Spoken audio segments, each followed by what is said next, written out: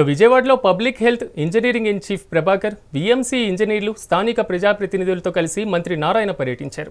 నగరంలో అవుట్ఫాల్ డ్రైన్లు, ఇతర డ్రైనేజీ వ్యవస్థను పరిశీలించారు. ఈ సందర్భంగా 500 కోట్ల రూపాయలతో పనులను 2014-19 మధ్య ప్రారంభించాం.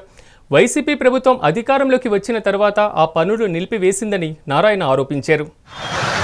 ఎక్కడైతే డ్రైన్స్ ఓపెన్ చేయాలో ఆ డ్రైన్స్ ఓపెన్ చేయడానికి ఎవరన్నా పేదలు నిరుపేదలు ఇల్లు కట్టుకోవాలంటే వాళ్ళకి కిట్ హౌస్ ఏదైనా హౌస్ ఇస్తాం, దానికి రీప్లేస్మెంట్ పోక తప్పదు. ఇక్కడ ఒకటే సొల్యూషన్, 10 అడుగుల యొక్క డ్రైన్ కొన్ని దగ్గరలు ఉంది, అది కొన్ని దగ్గర పేరు 2 అడుగులు అక్కడ ఉంది. ఎందుకంటే అటు ఇటు ఆక్యుపై చేస్తారు. దాన్ని వైడెన్ చేయకుండా ఉంటే ఏం చేసినా, సిల్ట్ తీసినా, ఏం చేసినా కానీ ఉపయోగం ఉండదు. అందువల్ల ఆ డ్రైన్స్ని దానికి కావాల్సిన బడ్జెట్ కూడా యాక్చువల్గా అటు మున్సిపల్ కార్పొరేషన్ కొంత సిఆర్డీ ఇద్దరు కలిసి యాక్చువల్గా చేసే విధంగా నేను ఏర్పాటు చేస్తున్నాను ఫైనాన్స్. అందువల్ల నేను ఒకటే రిక్వెస్ట్ చేశాను, అటు ప్రజాప్రతినిధులు కానీ వాళ్ళందరూ కూడా వాళ్ళకి నచ్చ చెప్పి వాళ్ళు ఎవరిని ఇబ్బంది పెట్టడం, పేదవాళ్ళని ఎవరిని ఇబ్బంది పెట్టడం ఈ ప్రభుత్వ లక్ష్యం కాదు.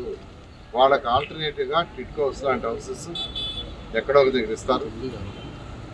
ఎక్కడన్నా వైడెన్ చేయాల్సి ఉంటే ఎవరన్నా ఆక్యుపై చేసుకున్న కట్టుకోనున్నా ప్రహరీ గోడలు చూశాను. కొందరు ప్రహరీ గోడ కాలంలో కట్టేస్తున్నారు. వాళ్ళు కూడా మీ యొక్క ప్రహరీ గోడని కొద్దిగా మార్చుకుంటే ఖచ్చితంగా రేపు ఈ నెల నెక్స్ట్ మంత్ రేంజ్ ఉంటాయి. ఈ లోపల టెండర్లు పిలిచేయమన్నాను. ఆగస్ట్ ఎండ్ లోపల టెండర్లు పిలిచి ఓపెన్ చేసేయండి.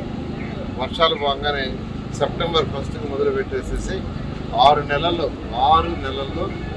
విజయవాడ నగరంలో మళ్ళీ వర్షాలు వచ్చేటప్పటికి